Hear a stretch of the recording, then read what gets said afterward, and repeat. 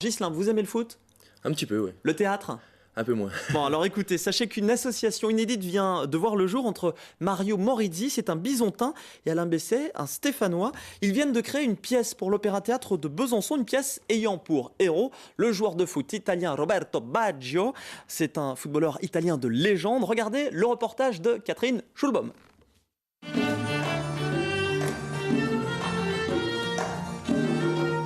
Des cages de foot sur la scène du théâtre, il fallait oser. Mais l'auteur et le metteur en scène de la pièce Orfeo Baggio ont un grain de folie qui les a fait se rencontrer il y a 10 ans et une passion commune pour le foot.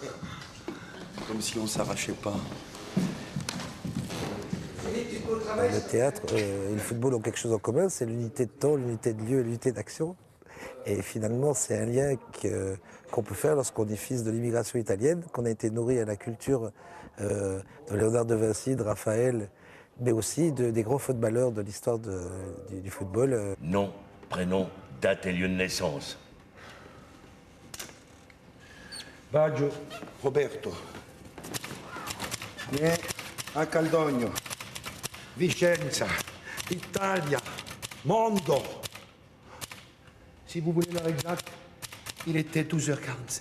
C'est l'histoire d'un type qui est arrêté près du cadavre d'une bibliothécaire dans une ambiance de fin du monde, de tours jumelles, de révolte de quartier, et qui est saisi alors qu'il est en train de jouer au ballon. Il a 40 ans, une quarantaine d'années, et dès qu'on lui pose des questions, puisque tout a sauté, il n'y a plus d'électricité pendant 1 heure, il dit « Vous ne savez pas qui je suis, mais je suis Roberto Baggio. » Moi, je suis né le même jour que Marie Stuart, Martin Luther, Ramakrishna, Boris Pasternak. Oui.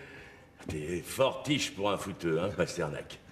Chef, vous devriez faire juste un peu de méditation, c'est très bon pour les nerfs. C'est un homme atypique et dans le football, c'est une des plus grandes figures puisque à côté, il est bouddhiste, c'est quelqu'un qui aime vivre, qui vit encore dans son village natal, qui ne se fait pas mousser, donc c'est quand même un exemple pour le football.